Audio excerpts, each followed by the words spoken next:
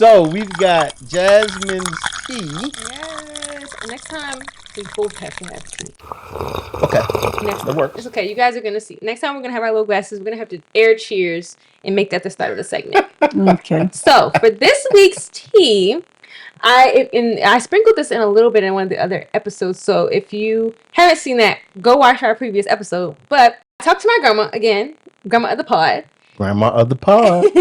And I actually read the whole chapter with her. Ooh. And we talked about the serpent and all of the like theories about what the serpent is.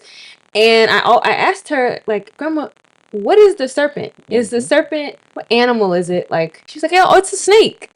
Like, just like it's a snake. She didn't think twice. I was like, what gives you that impression? Like, why do you say that without any kind of hesitation or consideration for like what it could be something else? And she said it's because that's what she's always been taught.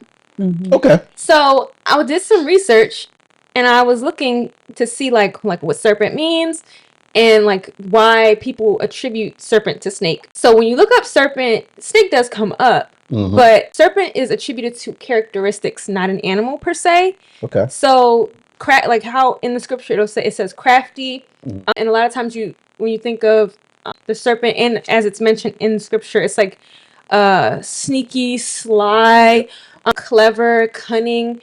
That kind of those characteristics. When you think, what animal do you think of? You think of a snake, but a serpent can be any. It's like a reptile that has no legs. There are lizards with no legs that are not snakes. So I just went down that whole rabbit hole with her. Like, there's so many animals it could be. And then we talked about it being an earthworm. Okay. Because I was like, they do the same thing. And they're in the dirt. And they lay on their bellies and they have no legs. Like, it was just, we went down this whole thing. Just basically to come back to the point of, like, we're taught so many things in, like, Bible school and by, like, the saints in the church and by people who, like, read scripture to just help you build imagery in your mind. And even my grandma said, like, yeah, they probably tell you snakes so that kids even have an image that they can paint, and it makes the story easier to comprehend. Right. So same with the fruit. Right. We see the apple, but it doesn't ever say apple in the story. You see, even in verse 2, Genesis 3, verse 2, it says, the woman said to the serpent, we may eat of the fruits of the tree. She doesn't say apple, pear, grape,